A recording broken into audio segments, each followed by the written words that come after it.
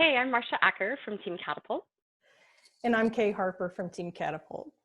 Yeah. Marcia, you and I were just sitting here talking a little bit about the upcoming coaching and facilitation classes that we have on the books.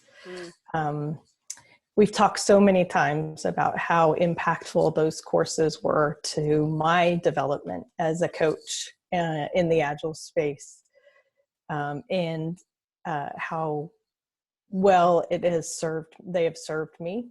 And I know that we're getting a lot of questions about taking that transformational experience of collaboration in the room and how do you put that from an in-person experience to online. Yeah, for sure. Yeah. Yeah, we have been fielding a lot of questions, and they come with a bit of skepticism. Like, it's a little bit like, can you really do it, or is it really going to be that great? And I think there's a part of that I can really identify with, because for quite some time, I really struggled. I walked my own path of like, I'm so partial to in the room experience, and it's certainly how I was trained as a coach. And so I had a belief that really that kind of training landed best when you were face to face. And I still believe that there's something about that in-room experience that you can't quite duplicate. And I have walked my own journey over the last 5 years to shift my perspective about being online. So much of the theory that sits underneath our courses and how they're developed, they're based on adult learning theory, and they're very well grounded in transformational learning and experiential learning. So those concepts, the way they play out in the room, means you learn by doing, you learn by having an experience. And some people have good experiences and some people have experiences, but the learning happens in the experience of it.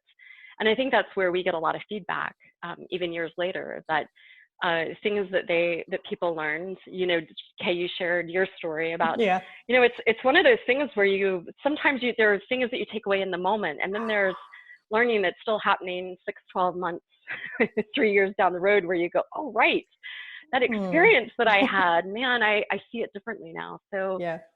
I think that still sits in our online courses. And we've been teaching virtual facilitation here for the last 4 years. So what's enabled us to port our classes very well into the virtual world is those theories and principles that we know about virtual collaboration, how you keep groups engaged.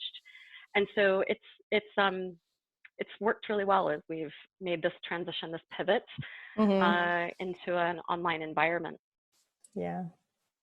So I think one of the things that I find people curious about the most is, it's like, well, what's it like, and how will it, what will the experience look like? So how does that theory translate into online world? Well, things in our online classes are more modularized, meaning we meet for shorter blocks of time, and we take more frequent breaks. Some of them we call stretch breaks. Some of them we call much longer breaks, where people go off and do kind of, they're working with other teammates, but they're not meeting online to do it. And then there's also time for individual reflection and some work, reading work, journaling work, that all happens offline. So it's more chunked up.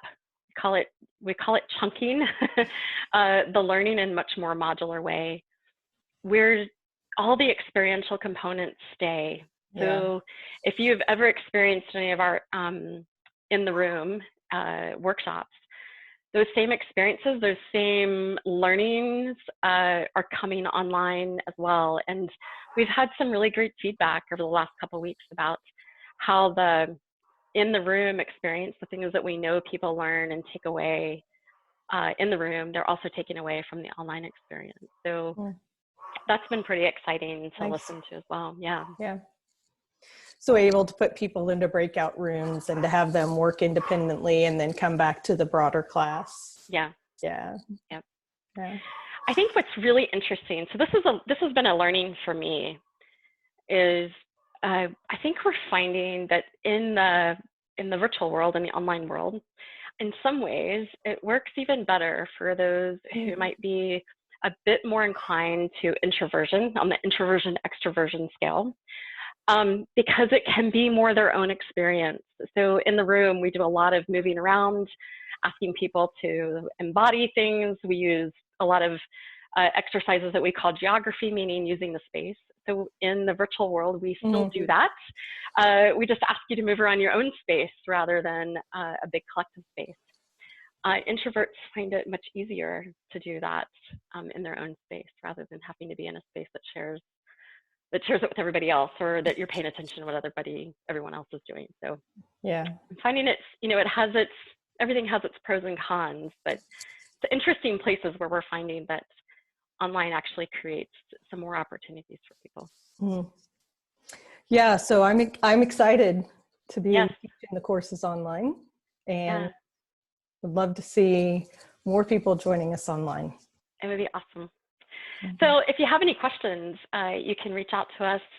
Our information will be below, and we're happy to have a conversation with you and talk about more specifics. But we thought we'd share kind of at a high level, like what's happening in these online programs. Take care. Bye.